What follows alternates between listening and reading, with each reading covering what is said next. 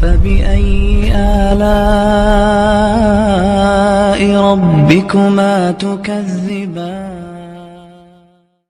سلمان کو 4 سے زیادہ کی پابندی لگائی ہے. اس کی بہت ساری حکمتوں میں ایک حکمت یہ بھی ہے کہ اگر 4 سے زیادہ کی اجازت ہو جائے نا تو عورتیں اتنی پیدا نہیں ہوتی ہیں. نتیجہ یہ نکلے گا مالدار لوگ کروڑ پتی لوگ 20 رکھ لیں گے, غریب آدمی کو مارکیٹ میں ایک بھی نہیں ملے گی. ساری جو ہے نا عورتیں تو زیادہ دولت کو دیکھتی ہیں نا, تو بڑے بڑے مالدار لوگ ایک ایک بنگلہ لے کے دے دیں گے. وہ بعض غریب عورتیں وہ کسی مالدار کی 20ویں بیوی بننے کے لیے بھی تیار ہو جائیں گی. وہ کہیں گی اتنا پیسہ ہے, چلو 20ویں دن باری آئے گی لیکن پیسہ تو روزانہ آئے گا نا اتنا. تو جو بڑے بڑے ہیں نا اربوں ڈالر جن کے پاس ہیں, تو غریب کو ایک بھی نہیں. تو اللہ نے کہا 4 پیدا 4 بھی نہیں ہوتی ہیں, لیکن 4 میں ایک بیلنس رہے گا کہ چند لوگ ہی ہیں جو 4 کر پائیں گے, جو بہت مالدار ہوں گے, اور کچھ 2 کر لیں گے, زیادہ تر 1 کریں گے, کچھ کنوارے گھومیں گے. کیونکہ عورتیں اتنی تھوڑی پیدا ہوتی ہیں. جو کنوارے گھومیں گے وہ کیوں گھومیں گے؟ وہ ہوں گے جن کو کوئی خاتون لفٹ کرانے کے لیے تیار نہیں ہوگی. یہ لوگ کہتے ہیں نا عورتوں اور مردوں کا ریشو تو برابر ہے, تو بھائی برابر تو ہے, لیکن فطرت یہ چاہتی ہے کہ بہت سے مردوں کو بیوی ملے ہی نہیں. حقیقت ہے یہ, اس لیے اللہ نے بیلنس برابر رکھ کے مردوں کو زیادہ شادیوں کا حکم دے دیا تاکہ بہت سے مردوں کو بیوی نہیں ملے. ان کا کیا قصور ہے؟ ان کا قصور یہ سٹے لگاتے ہیں, یہ شراب پیتے ہیں, یہ پائپ کے اندر بیٹھے رہتے ہیں, سارا دن سنوکر کھیلتے رہتے ہیں. یہ تو مردوں میں یہ بدماشیوں کا ریشو عورتوں سے زیادہ ہے. ان مردوں کی اللہ شادی چاہتا ہی نہیں ہے. نہیں یار یہ بات میرا خیال ہے.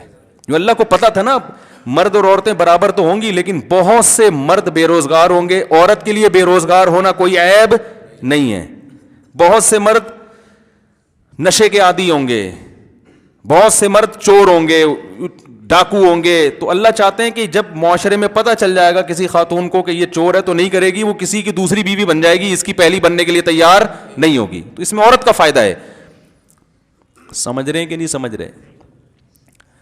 نہیں سمجھ رہے. جیسے جاتے ہیں نا ویسے کنوارے کے کنوارے آ کے اگلے بیان میں بیٹھ جاتے ہیں. سمجھ رہے ہوتے تو کچھ تو فرق پڑتا. باقی دوسری شادی کی شرائط بھی ہیں, وہ تو میں بیان کرتا ہی رہتا ہوں. عدل ہے, حقوق ہیں. جو حقوق ادا نہیں کرتا وہ شہوت پرست ہے. تو جو بھی مجھ پہ الزام لگائے نا لوگ, بہت زیادہ یہ وائرل ہو رہی ہیں چیزیں اس قسم کی, ابے یہ تو شادیاں کرتا ہے, ابے یہ تو یہ کرتا ہے. میں افسوس ہوتا ہے جب صحیح اہل حق, کسی عالم جو اہل حق ہوں ان کی طرف سے ایسی بات سنتا ہوں تو پھر مجھے بہت غصہ آتا ہے. تو جس نے ہے بیٹھ کے بات کرے بھائی. کوئی بھی اٹھ کے کسی پہ کچھ بھی لگا دے الزام, تو گورنمنٹ کی طرف کوئی پابندی تھوڑی ہے. بولتے رہو بیٹھ کے, آؤ بیٹھو ہمارے سامنے بیٹھو, کچھ نہیں کہیں گے, ثبوت پیش کرو, ٹھیک ہے نا. نہیں تو پھر ہم جو باتیں کریں گے پھر وہ بھی دوسری بات بھی سنو, پھر رائے قائم کرو. تو یہ بات یاد رکھو, اس زمانے میں زنا کرنے والے پر تہمتیں نہیں لگتی.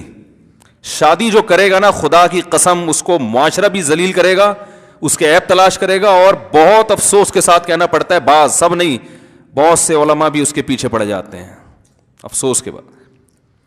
ابے یہ یوں ہے, ابے یہ یوں ہے, ابے یہ یوں کرتے رہیں گے. بھی کیا ہوا, ایک صاحب نے, میں نے بریانی منگوائی نا ہوٹل میں, کہیں جانا ہوا, وہ کہہ رہے تھے مفتی صاحب ہیں تو یہ تو سادہ چاول کھاتے ہوں گے بریانی میں نا. پتہ نہیں لوگوں نے ایک بزرگ, جن کو بزرگ سمجھتے ہیں ان کا کیا ہے, سادہ اسے سادہ سے لگا. میں نے کہا بھائی مسالہ ڈال اس میں, چٹپٹا کر اس کو.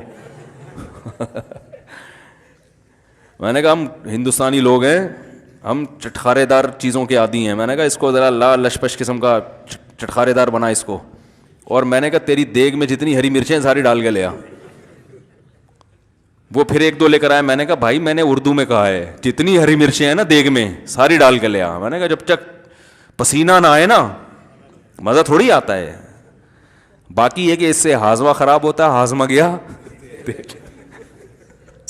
سمجھ رہے, ہاضمہ گیا. کھانے دو یار, ہمارا ہاضمہ الحمدللہ فی الحال خراب نہیں ہو رہا, جب ہونے لگے گا تو پھر غور کریں گے اس میں. ابھی تو کھا رہے ہیں یار. ہر چیز, ہر مسالے دار چیز ہر ایک کو نقصان نہیں میں ہری مرچیں بہت زیادہ کھاتا ہوں تو ہر چیز ہر ایک کو نقصان نہیں ہوتی. جو چیز, جن چیزوں کا بچپن سے عادی ہوتا ہے نا انسان, اس کا آپ 2 ہری مرچیں کھا لو آپ کا پیٹ خراب ہو جائے گا, ہم پھوڑ دیتے ہیں طبیعت سے. تو جس چیز کی بچپن سے عادت پڑی ہوئی ہو, یوز ٹو ہو جاتا ہے, اس کا پھر نقصان نہیں ہوتا. ہمیں مسالوں کی, چٹخاروں کی عادت پڑی ہوئی ہے. تو میں ان سے کہا, میں نے کہا ان سے بولو جب نیمبو نچوڑ کے اس میں ہم کھا رہے ہوتے ہیں اپنے خرچے پہ تو آپ کو تکلیف نہیں ہوتی, تو ہم مزے کے بھی لیے اگر شادیاں کر رہے ہیں تو آپ کو کیا تکلیف ہے. اور دوسری بات یہ کہ شادیاں تو مزے کے لیے اس زمانے میں انسان کر ہی نہیں سکتا. جو یہ کہتا ہے نا شادیاں مزے کے لیے کر رہا ہے, وہ تو خدا کی قسم میرا خیال ہے اس سے بڑا بیوقوف دنیا میں پیدا نہیں ہوا. کیونکہ مزے اڑانے کا شوق دنیا میں ہر ایک کو ہوتا ہے. کتنے لوگ ہیں بڑے بڑے مزے کی کام کر رہے ہیں لیکن شادی نہیں کرتے, ان کو پتہ ہے یہ مزے اڑانے کی چیز نہیں ہے. کبھی آ کے ہماری لائف دیکھو, آپ کو پتہ چل جائے گا کہ کتنے مزے اڑا رہے ہیں یہ. آپ کو دیکھو نا, آپ پاگل. میرے ساتھ بعض لوگ میرے قریبی دوست ہیں, میں کہتا ہوں 24 گھنٹے میرے ساتھ رہتے ہیں, وہ کبھی کبھار نہ کہتے ہیں صاحب آپ کے ساتھ رہتے, دوست ہیں, چلو بھائی. تو کہتے ہیں یار آپ کے سر پہ بال کیسے قائم ہیں, کیسے ہیں؟ تو میں کہتا ہوں یہ قائم نہیں تھے, گر گئے تھے, دوبارہ نکالے ہیں بڑی محنت کر کے. حقیقت ہے. لوگ کہتے ہیں آپ یہاں بیٹھ کے مسکرا رہے ہیں ایسے خوشی ہے, تو یہاں بیٹھ کے مسکرا رہے ہیں نا اس لیے کہ یہاں بیٹھے ہوئے ہیں, ابھی گھر سے باہر ہیں. تو جو یہ کہتا ہے نا کہ یہ عیاشی ہے شادیاں کرنا, تو بھائی کر لو. اگر یہ عیاشی ہوتی تو ہمارے سابق صدر سب سے پہلے کرتے. یہ عیاشی ہے ہی نہیں, یہ تو بڑا ٹینشن والا کام ہے. تبھی میں لوگوں سے کہتا ہوں جہاد کے لیے کرو شادیاں, پھر کم عمر سے کرو, بیوہ سے کرو, طلاق یافتہ آپ کی مرضی ہے. ترجیح ہم اسی کو دیتے ہیں بھائی, بیوہ سے کرو تو زیادہ اچھا ہے, طلاق یافتہ سے کرو تو زیادہ اچھا ہے, کیونکہ کنواری کا تو کہیں بھی ہو جائے گا, بیوہ سے کرو تو زیادہ اچھی بات ہے نا. یہ اچھی بات ہے, کوئی فرض واجب نہیں ہے آپ کو, اگر کنواری مل رہی ہے اس سے کر لو آپ, لیکن اپنی ذمہ داری پہ کرو. پٹو گے تو ہمارے سامنے آ کے مت رو, یہ تو پٹتے ہیں بھائی, یہ تو اس کا حصہ ہے بھائی. یہ باقی یہ کہ پہلی بیوی کو ٹارچر کرنا ٹھیک نہیں ہے, بار بار بلا وجہ کرنا کرانا ہوتا نہیں ہے, اس کو ہر بات پہ تانے دیتے ہیں, یہ بھی غلط ہے. اور کرنا ہے تو سنجیدگی کے ساتھ, پہلی زوجہ کی محبت میں کمی نہیں آنی چاہیے, اس کو محبت سے تیار کرو, سمجھاؤ. دوسری بیوی کو پہلی کے ساتھ نہیں رکھ سکتے آپ, الگ گھر لے کے دینا پڑے گا, الگ گیس بجلی کا کرایہ سب الگ. اسلام میں یہ نہیں ہے کہ دوسری کو لا کے پہلی کے تھوپ دیا جائے اس کے, وہ کوئی اس کی بہن نہیں ہے, سگی بہنیں نہیں ایک ساتھ رہتی ہیں آج کل, سوکنوں کو کہاں سے لا کے ٹھوس رہا ہے صحیح ہے نا, یہ اس پہ ظلم ہے. الگ رکھو, اس کے حقوق میں کمی نہ آئے, اس سے محبت میں کمی نہ. یہ ساری شرطوں کے ساتھ شریعت ترغیب دیتی ہے, ان شرطوں کے بغیر ترغیب نہیں دیتی. تو یہ شرطیں پوری کریں اور پھر کریں, کیونکہ عورتیں بہت بیچاری طلاق یافتہ, بیوہ, ہر طرح کی عورتیں بھری ہوئی ہیں.